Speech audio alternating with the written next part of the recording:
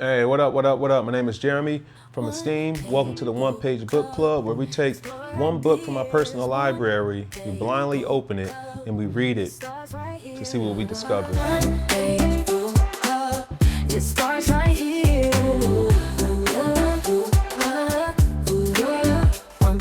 Today we're going to be reading The Game of Life and How to Play It by Florence Scoville Shinn. This right here is one of my favorite books. It's pocket size, it's very small, but it gives a lot of affirmations and a lot of different things that you can utilize as a way to become better within so that you can share it without.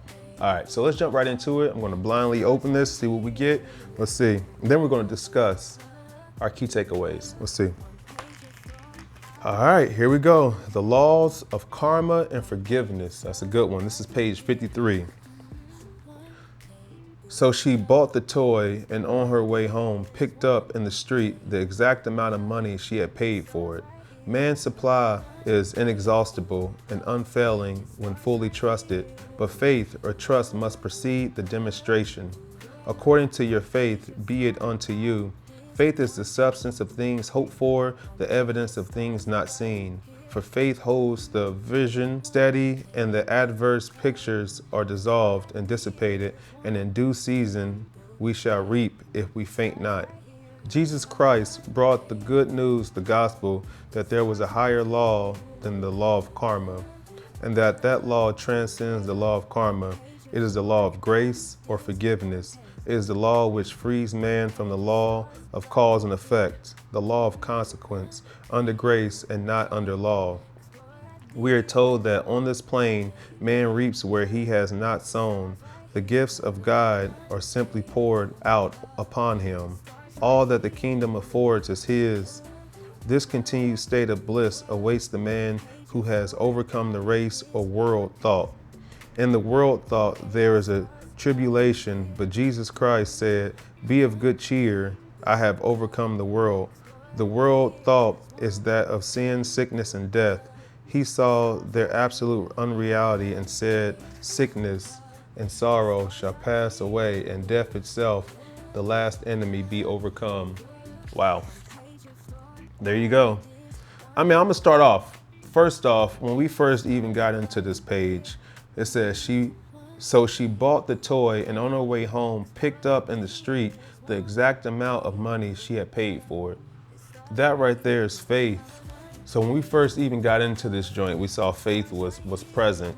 And I think that's the beautiful thing about having faith and being willing to trust the process. You have to, what I love that it says is, but faith or trust must precede the demonstration. So before you must have faith and trust before you even do the thing that you want to do in order to receive the thing that you want to receive. So she had to, before she bought the toy, she had to have faith that that money was going to return back to her, which she did, and it returned to her in the streets on her way home. And so that's the same thing when it comes to even your belief of the things that you want for yourself. You have to have faith that everything's going to be okay in the process of getting this. And then from that point on, it'll return back to you in the same amount, if not more, of what you paid for it. So that can come from physical things, that can come from mental things, emotional things. All the things that you think about and all the things that you do are the same principle when it comes to having faith that it will work in your favor and that you will get back exactly, if not more, what you paid for it. Also, too, I love that it says that there's a law that transcends karma. And it says it's the law that frees man from cause and effect, the law of consequence, under grace and not law. What I love most about that is just the fact that there's something that transcends beyond law, karma, and that's forgiveness. What I'm reading here is the fact that it's important that under grace and not under law that you act in forgiveness. And so that's a huge takeaway for me, is that. And then thirdly, I will say, be of good cheer, I have overcome the world. That is a beautiful quote that Jesus Christ said. And the thing I love about that is, it is be of good cheer, I have overcome the world. That is something beautiful to tell yourself as you get up and get out in the morning and get out into the world, that be of good cheer. So anything that's already come or anything that will come, I've already overcome it. I've already overcame it. And so it really requires that you step into the world that way, feeling that way, that anything that comes your way has already been overcome. Anything that will come your way has already been overcome, has been overcame, even if not by you, but by someone else. So with that being said, it's possible. What's possible for one person is also possible for me. And so those are key takeaways for me, is to lead with trust, lead with faith, lead with forgiveness, and lead with good cheer. This right here is a reading of The Game of Life and How to Play It by Florence Scoville Shinn. It's an amazing book, and I recommend you pick it up yourself. 1923. Pick it up, read it. These are one of the books that, you just flip through a page and you find something. Look, I just landed on the same page. No, I didn't. Different page, same chapter.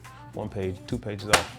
But yeah, this right here is The Game of Life and How to Play It by Florence Scoville Shinn. If you would like to pick up a copy of Daily, no problem. Go to STEEM.com, which is UHSTEEM.com. Remember, it starts with you.